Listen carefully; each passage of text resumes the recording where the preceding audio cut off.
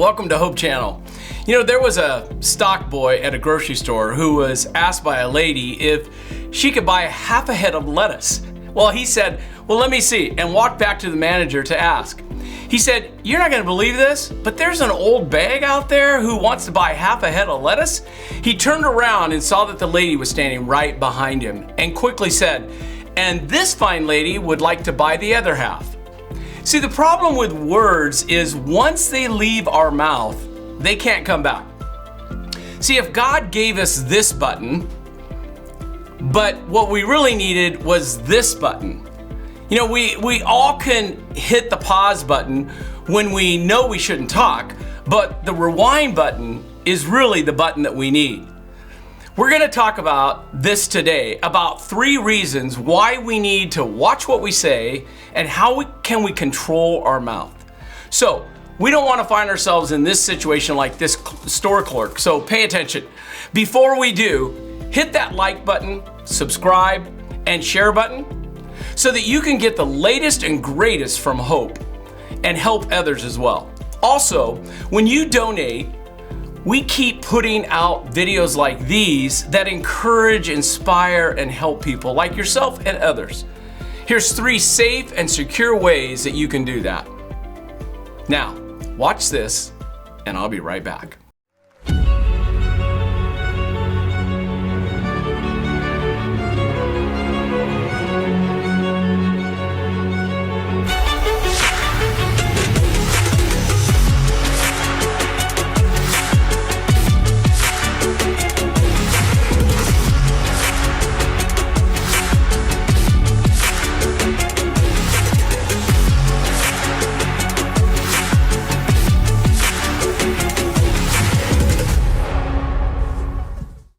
See, words are powerful. In fact, you and I were shaped by the words that were spoken to us, over us, and about us. Words shaped your childhood. Words are shaping your marriages, your families. Words are shaping your relationships. In fact, words impact your confidence, and words also impact who you see in the mirror each morning. Words aren't equally weighted. John Gottman, who's a professor, psychologist, and author on marriages, discovered the positive to negative ratio model that we use today. His research showed that there is a 5-to-1 ratio in how couples communicated with each other, and they studied whether 700 newlywed couples and predicted based on this model if they would stay together or divorce by scoring their positive and negative interactions. Well, 10 years later, it revealed that they had predicted divorce with a 94% accuracy. See, David said in Proverbs chapter 18, verse 21, words can kill, words give life. They're either poison or fruit. You choose. James also understood just how powerful words can be and what they reveal about our faith. Did you know that James talks more about the tongue than anybody else in the New Testament? In fact, every chapter in the book of James says something about managing our mouth. He gives 3 reasons why we need to watch what we say, not just for others' sake, but also for ours. My words determine my destiny. They have tremendous influence and control over my life. Where are you headed in life? Words can tell you that. Where are you going to be in 10 years from now? Words can tell you that. All you have to do is look at your conversations. What do you like to talk about? What do you talk about the most? See, we shape our words, and then our words shape us. James says, if we could control our tongues, we would be perfect and could also control ourselves in every other way.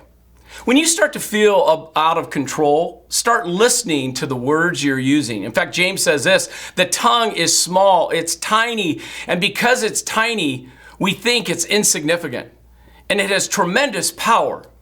He says, we can make a large horse go wherever we want by means of a small bit in its mouth. The next verse says, and a small rudder makes a huge ship turn wherever the pilot chooses to go, even though the winds are strong. He's talking about potential that we have with our mouth, our words, to guide, direct, and instruct. We have the power to move great things forward or cause things to go off course. See, many people think if the tongue has such influence, maybe it's just best for me to stay quiet, don't talk, be silent. A guy joined a monastery, and for 3 years he was given a probation period where he was not to speak at all. By the end of each year, he could say just 2 words. The first year, at the end of it, he said, bed hard. At the end of the second year, he said, food cold. At the end of the third year, he just about had it, and he comes in and says, I quit. The head priest says, well, that doesn't surprise me. All you've done is complain since you've got here. See, James says that my words determine my destiny. Then he says these words. He says, my words can destroy what I have. He gives 2 images for us to imagine about this. It says, in the same way, the tongue is a small thing that makes grand speeches, but a tiny spark can set a great forest on fire. Now, in Southern California, we know about forest fires. Every year, thousands of miles of trees and houses and lives are destroyed because of one careless spark. Here's the second image that he gives. People can tame all kinds of animals, birds, reptiles, and fish, but no one can tame the tongue. It is restless and evil, full of deadly poison. See, James makes a distinction between taming and controlling. He says no one can tame it, but you can control it. What does this mean? Because James understood that taming is something that is permanent. When you tame a wild horse, you have to break its spirit. James says that you can't do that with the tongue. But he also understood what control meant. Control, on the other hand, is ongoing. It's consistently directing and guiding the tongue like a captain would a ship or a rider would a horse. If James was talking today, I think he would use this kind of illustration. Let me explain it. James would probably say, this is the people that we come in contact with. And he would probably say, a torch would best explain how damaging your words could be. It could be like this, where all of a sudden, the words that we use could actually toast someone. Or, James is saying, a torch could also be something that gives light to people, direction to people. See, now the third reason that you need to watch what you say is for this reason. My words display who I am. They reveal my real character. It tells what's really inside of me. First, James points out how inconsistent we are in our speech. He says sometimes it praises our Lord and Father, and sometimes it curses those who have been made in the image of God. See, we can come to church on Sunday and sing praises to God, and then walk out, get in our car, and on our way home, we can argue about where we're going to go eat. It's amazing how quickly your attitude can change. 1 minute you're saying, I'll pray for you, and the next you're saying, shut up. The tongue is a strange contradiction. It's so inconsistent. It's amazing how quickly it can change, like Dr. Jekyll, Mr. Hyde. How is it possible in 1 minute to be talking to my kids in a gentle, loving tone, and then the next minute, I'm being mean to them?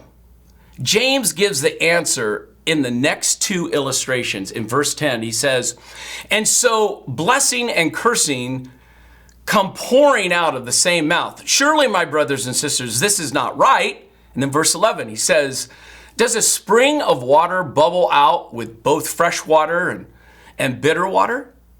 Does a fig tree produce olives or a grapevine produce figs? No. And you can't draw fresh water from a salty spring. Here's the point. Whatever is in the well comes out the water. Whatever is in the trees come out in the fruit. What is the likelihood of an apple tree producing cherries? Zip. My problem is not really my tongue. My problem is my heart. What's inside is what comes out. My mouth eventually betrays what is really on the inside of me. I can fool you and pretend, but eventually my tongue is going to catch me. It's going to let you know what's really inside of me. Have you heard this excuse possibly before? Someone says something really mean or hurtful and they say, well, I just don't know what got into me. It's not like me to say that. I don't know why I said that. It's totally out of my character. I didn't really mean it.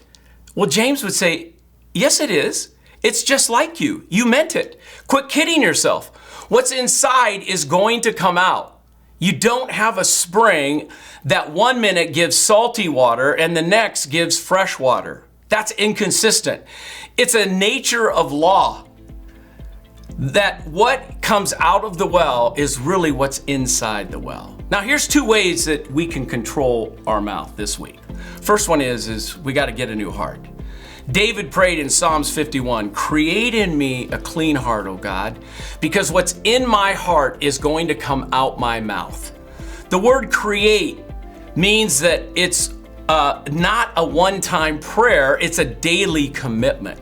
In the morning, before you get up tomorrow morning and take off and go to work or whatever you're going to do, just take a moment and pray that and pray David's prayer. God, create in me today a clean heart. The other thing is practice perspective instead of perception. James said this in chapter 1, be quick to listen and slow to speak and slow to get angry.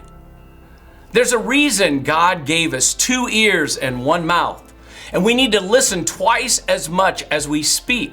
See, perception is this.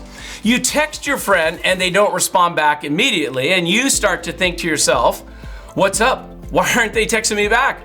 Did I do something wrong? They must be mad. What did I do? But perspective is this. Well, they're probably busy.